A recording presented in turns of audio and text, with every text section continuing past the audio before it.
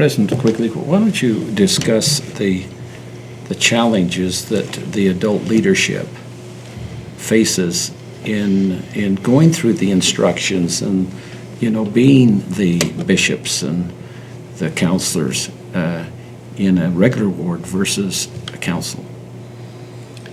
It's one of the really fascinating things to watch, to see the difference, because in the conventional wards, most of us, of the leaders that come into this stake, have been leaders in conventional wards.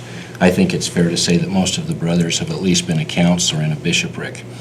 And they are accustomed to attending welfare meetings and ward council meetings where the bishop, or at least the bishopric, does 80% of the talking. And they make a lot of assignments, and people tended to walk out of those meetings saying, wow, that is such a great bishop. He made 23 assignments during that meeting. He really knows how to lead this ward. And when you arrive over here and you start to see exactly what has been described here, that it is the role of the leaders, the bishop and the stake presidency, to set the vision or establish a mission for the ward, and then to see that the other leaders that work through them, the Elders Quorum presidency, the Relief Society presidency, and the council chairs and co-chairs are empowered. So they are trained and they are given the power and the understanding that it's their responsibility to figure out how to solve the problems that are raised and how to achieve the vision or the mission statement that's set forth. And it's fascinating to watch how these solutions come through the councils and work their way back up through the relief societies and elders and back in through the welfare council to the bishopric, and there the solutions are. And what the bishop has done in that process is simply told them what he wants to have accomplished, just as what's been explained here. Less is more in terms of getting that established, and I think that has turned out to be one of the strengths of what this stake has set up.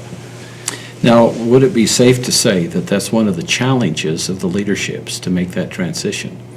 What kinds of things have you seen transpire over a period of time in that transition of the leadership in the stake, President? Well, let me make reference back to Bishop Rasmussen.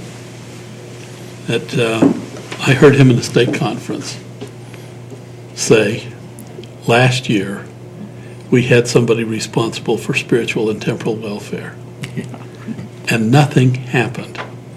And this year we set up a council to be responsible for spiritual and temporal welfare. And so we had 8 people.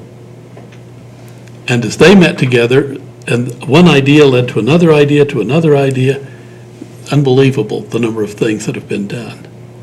And that's what has been my experience, is that the people who get the vision of what the councils can do, get involvement from everyone.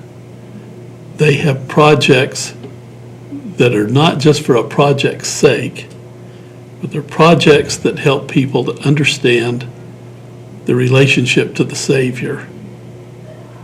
And the council system really does bring members to Christ.